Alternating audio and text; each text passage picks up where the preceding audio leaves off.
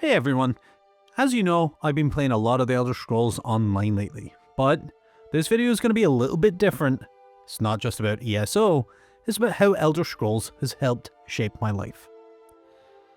I have now nearly played 50 hours on the Elder Scrolls Online, and the original idea for this video was to share my experience and what I thought of the game. But, to be honest, whilst writing this script, it has brought up feelings and emotions. And I think rather than do another what to do in ESO video, I want to discuss the Elder Scrolls. Not just the online game, but where it started for many of us. Morrowind, Oblivion, and Skyrim. And how for many, including myself, it helped shape our childhood and shape our love for the fantasy genre as a whole. This all started after a conversation with my rather patient wife, where I was discussing to her that I was looking for a game to play, a game that I could really get into and really enjoy. Looking at me blankly as if I didn't already spend 28 hours of the day on the computer, she said something along the lines of, "You fool! Have you forgotten about Tamriel?" Or, well, something to that effect. Now, even as I write this script, I am surrounded by the books and games and collectibles from every fantasy genre you could imagine.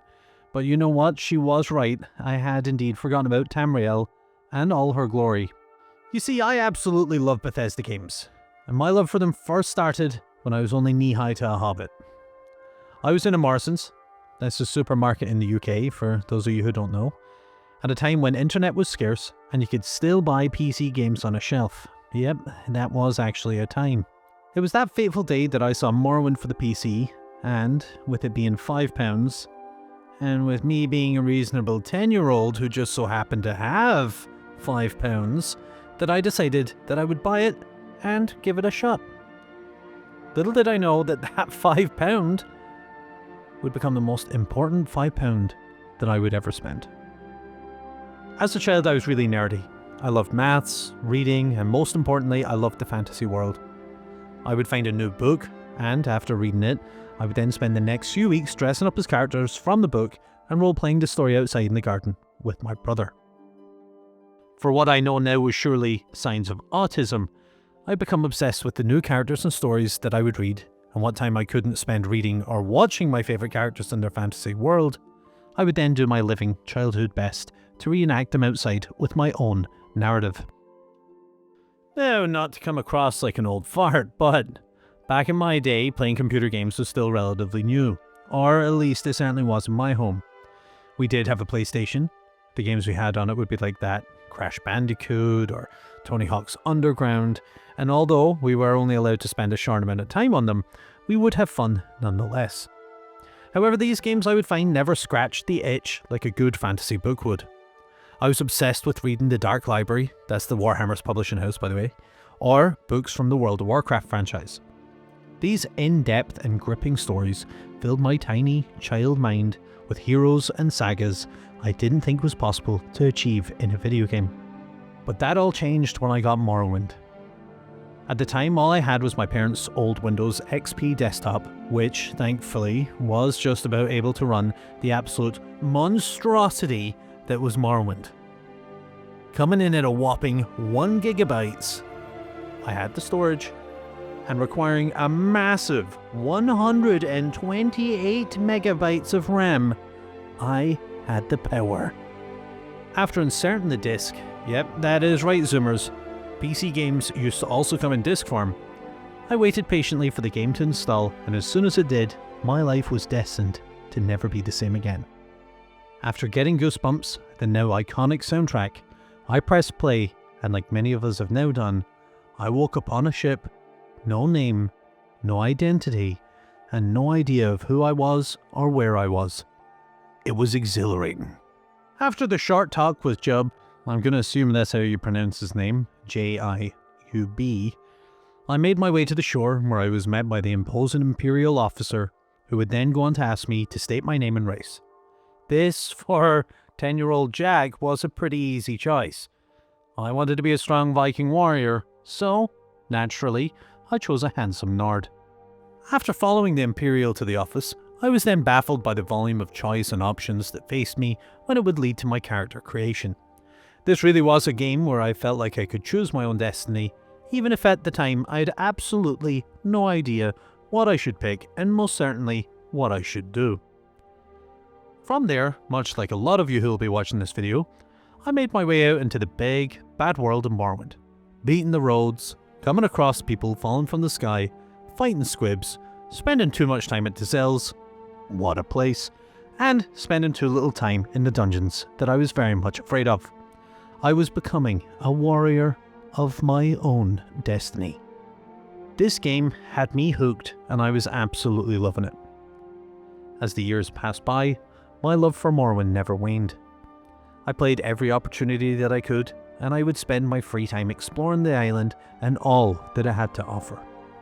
The game was incredible and allowed me to enact my own heroic story, even if sometimes I did end up killing characters that would turn out to be essential to the questline. Vivek, I guess. The freedom and depth of the story was like something I'd never experienced before. It was just like the books I would read, except this time, I was the hero. I could save those damsels or help out that family. I finally felt like I was part of something bigger than just myself. Eventually, quite some time after its release, I then discovered Oblivion. Like the smooth brain that I was, it took me longer than I would like to admit to realize that it was part of the same franchise. However, at the time, the video game world was familiar to me in the way that I would play the games, but I was very new to the whole franchising system and the linking of stories. Oblivion was the first Elder Scrolls game on console that I played. My brother and I would sit down in front of the TV after our schoolwork and play together. I made my character and would play for a time, then he would save and go make his character and play as his own warrior. It was a different experience to the one I'd become familiar with, in so much as to say that it was interesting how the same game could be played so differently. My characters would always have to be the Nord, although sometimes as I got older and knew the stat systems better, I would pick Breton for their ability to use magic. This would become an important part of my playstyle where I would favour magic over weaponry. My brother on the other hand would nearly always pick to play as an orc, and his most preferred weapon, no surprise there, was the two-handed tank warrior build, so it was axes, swords, or anything that could hit somebody in the head pretty hard. Oblivion was enjoyable, but to my then imprinted eyes, it just fell off compared to the Morrowind I had come to love. Oblivion is a more polished game, prettier, you could even say. The gameplay was starkly different, and not in bad ways as such, but in a way that just felt unfamiliar to me at the time. In Morrowind, everything was very much a grind to complete, heck, even to understand. There was little to no hand-holding, enemies were ruthless, dungeons were scary and at times felt impossible, and the quests were in-depth and nearly required a notebook beside you to try and complete. Oblivion, on the other hand, had a much more polished combat system. The enemies felt easier and less threatening. The stories felt easier to follow but somehow less rewarding, and the game felt that it was designed to lead you to places rather than let you explore on your own. Although these improvements certainly helped the gameplay and made it easier, I do think for me personally, some of the charm had worn off. I liked the hardship of Morrowind, and I liked the grind. Oblivion to me felt more humorous, less serious, and based towards a more casual gamer base than the previous title. It was a game we played and definitely played hours and hours on end.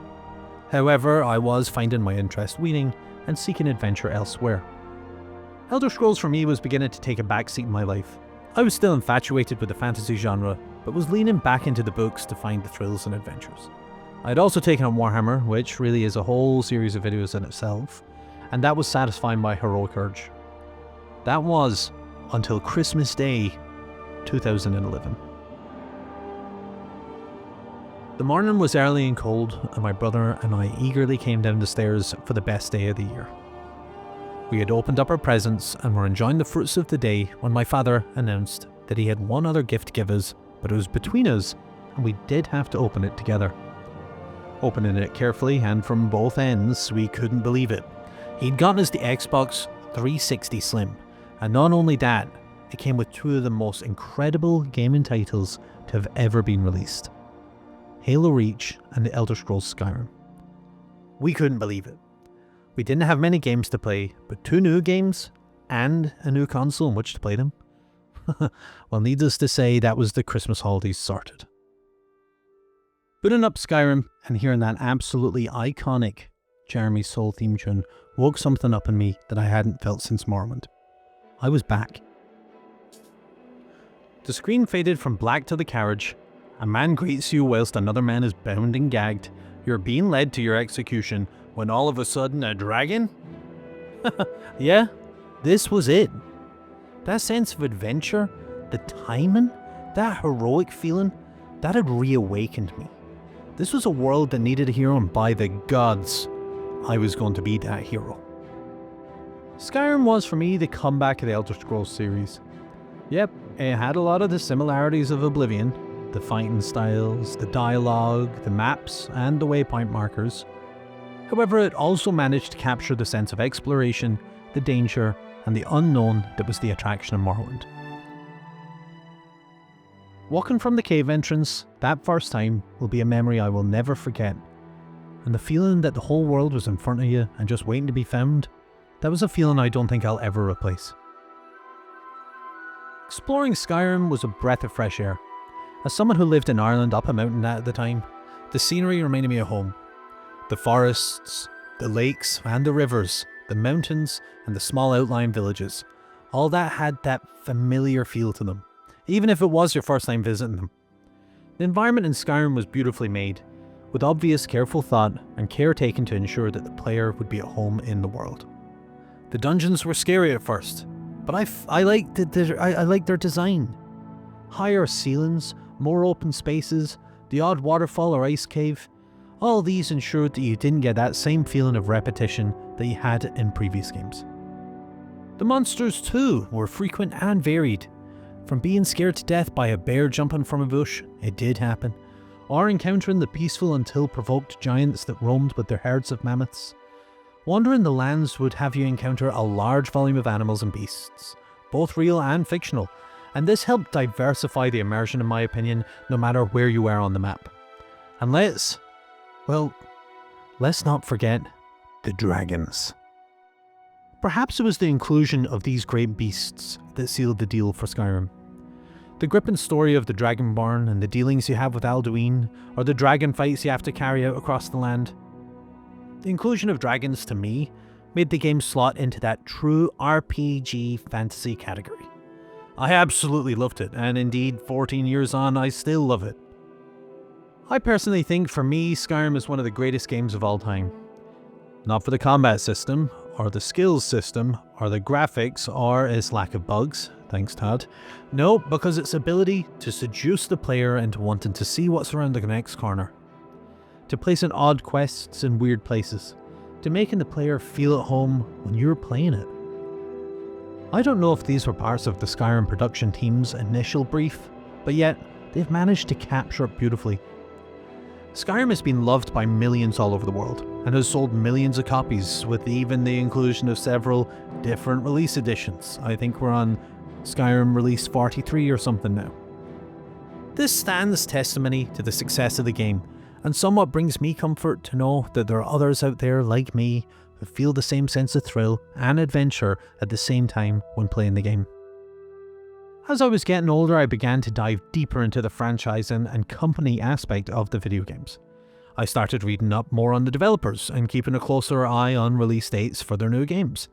This changed my perception of video games slightly, realizing that they're not just something you play at home, but they are actually indeed part of a massive industry. Unfortunately, much like Cypher from The Matrix, however, sometimes ignorance is bliss. Elder Scrolls 6, am I right? My love for the Elder Scrolls series had me watching Bethesda closely for the next installment in the franchise, and it was when news broke of Elder Scrolls Online that I was absolutely thrilled. Could it be a multiplayer Elder Scrolls game? Would it then be possible for me to visit a tavern with my brother and drink some fine mead together in-game? Could we dungeon dive together in real time? Needless to say, hopes were high. They were very high, actually, and the excitement had me eagerly anticipating the release. I actually purchased the special edition for the Xbox One on release. It came with a statue of Dagothar, or Dagothar, or however you pronounce his name, an art book and a few other collectibles. I was pretty stoked, I'm not gonna lie.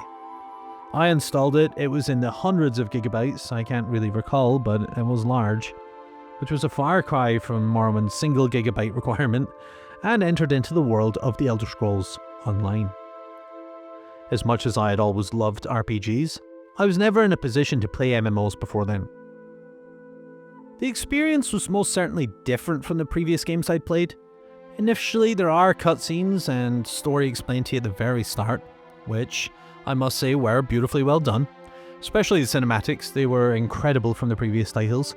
And to be honest, it was a stark reminder of how far technology has advanced in the past few years, even though this was back in 2014.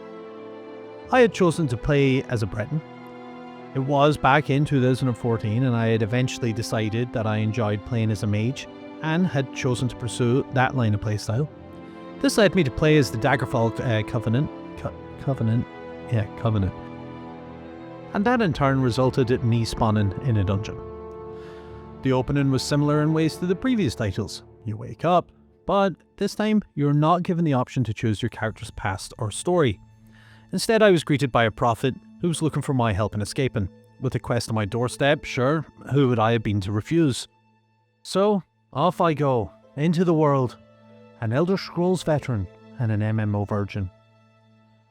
The experience was one that would take some time getting used to. There was a lot more going on, and the game felt like there was more requirement for the player to interact with any one thing. This was not going to be a relaxed playstyle, but a more involved one, with an emphasis on teamwork and grinding. These elements I didn't mind. For so long I had missed the legwork of Morrowind, and I did welcome the hardship with open arms, learning the mob spawns, areas to loot, and interacting with other players. People who were quite comfortable with MMOs and who knew the process. I soon became quite adept at the game, focusing on becoming a healer for the Cyrodiil campaigns and dungeon quests. Ranking up, I became a valuable asset to any team, and I pride myself on my abilities to ensure that no matter how hard an opponent we would come across, I would be able to defend my fellow teammates. This brings me to mention another element of ESO that I hadn't expected, but I did grow to love. Guilds. The benefit of ESO was exactly that. It was online. And with online play comes the multiplayer teamwork. This was, and remains to this day, in the form of guilds. Soon into my first play of the game, I would have people coming up to me and request that I join their guild. At first I had no idea what they entailed or what they would do, but after enough time on local chat and with some googling, I ended up joining a few guilds, and if I even remember correctly, I started my own. Now don't ask what it was, I can't really remember, but I'm fairly sure I did have my own guild. The people I met through these guilds were fantastic, and I have fond memories of guild wars in Cyrodiil as we fought to gain or regain territory. I'd rush home from work, get online, hoping that we wouldn't have lost too much ground, and check in with the guild to see who was where and who needed help the most.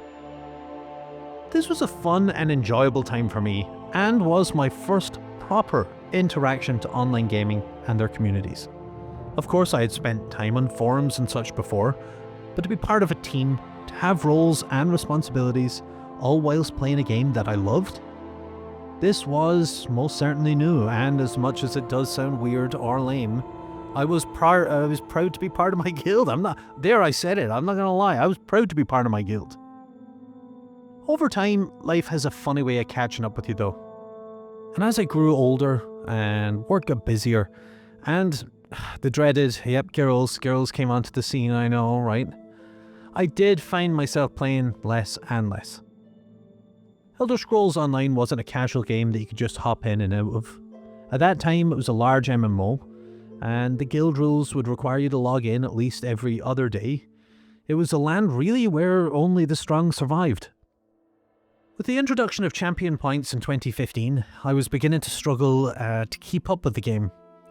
Players were advancing at a level I wasn't able to keep up with, and even though I had an incredibly powerful player character, I stood little chance against these much stronger players.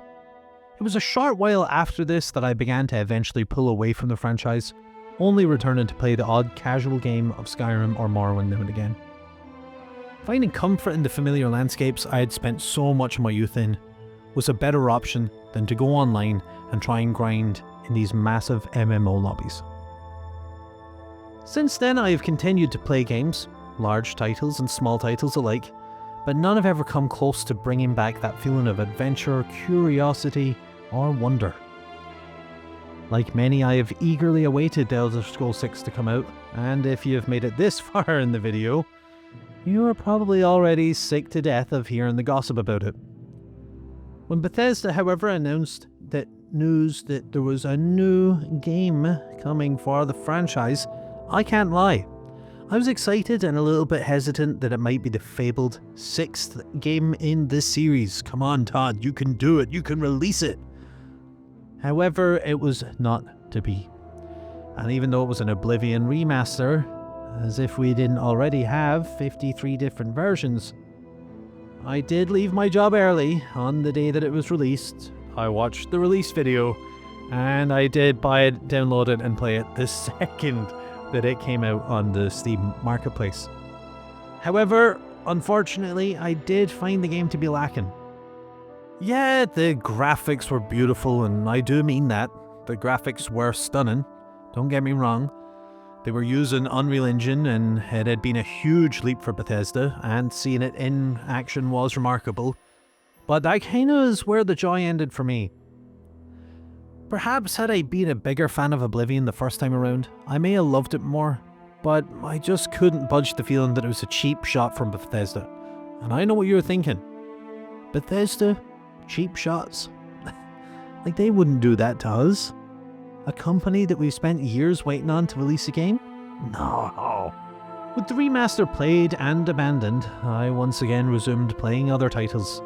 My love for Elder Scrolls, not gone per se, but back in the box and most definitely on the shelf.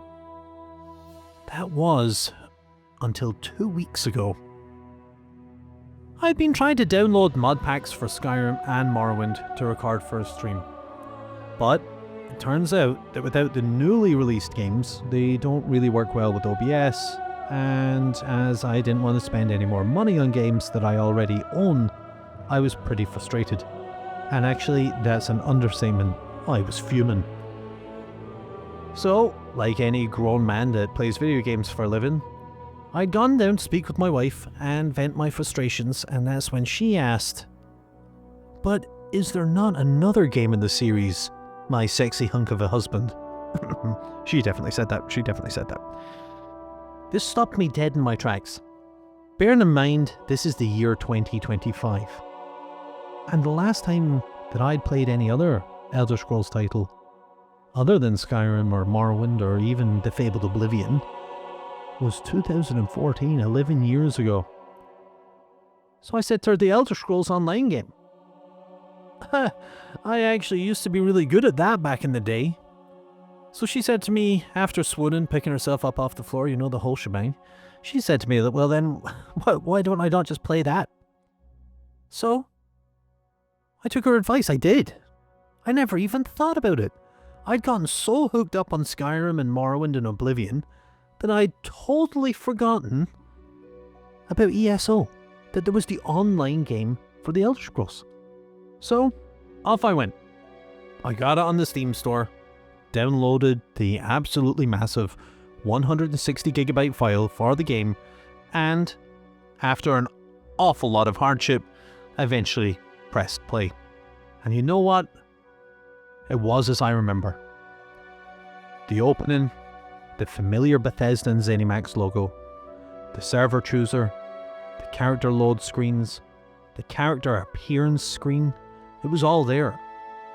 It was the exact same as it had been before. I'd had that same sense of excitement 10 years later. And this is what the video is about. I was going to write a review on my first 50 hours back in the Elder Scrolls Online. But to be honest, guys, there are loads of them out there, and they're done by players who are far superior to me. Instead, I just wanted to talk about my love for the franchise, how I got into it, and how it has shaped me into being the man I am today. I love the fantasy genre, and everything that goes with it. From superb books, movies, music, and games, to wonderful imaginations and fantastic communities. Fantasy has and always will be a big part of me and my life. MMORPGs and other fantasy RPG titles have changed the lives of many. It's not just strictly the Elder Scrolls series. For me, personally, the Elder Scrolls series will always have a special place in my heart with incredible memories. It was a life I lived, parallel to my own, and I will never forget that. I haven't made any videos like this before, but I was thinking that perhaps if you do like these kind of videos, then maybe I could make some more. Make sure you pop a comment down below. Maybe talk about how the Elder Scrolls has changed your life. How did it impact you? Maybe what was your favourite game and why? I love chatting about this. And I love chatting about this franchise. I go on to other YouTubers and I watch streams of people playing because it brings back those memories. And I'm not sure if it's a childhood thing or maybe it's just a getting old thing. You know, I have loads of grey hair now. I'm 30 in 2 days' time. But there's something about the Elder Scrolls franchise that is special in my heart. And I absolutely love it. And I love talking about it. And I just love the community. And I know if you've made it this far in the video, you do too. So make sure that if you do like it and you like other stuff like this, leave a like. Maybe subscribe. It's free. It's good to do. But more importantly, just enjoy yourself. Enjoy the games. Be the hero. Be the hero of your own destiny. So, guys, I just want to say thanks. And just remember, you never know where spending a fiver might lead you.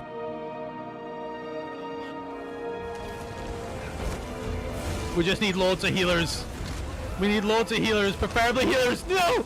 No! Come on, Jack! Live! Live! No! Please tell me I can fail. No! Somebody revive me! Yes! We've got to revive! What a legend, that fella.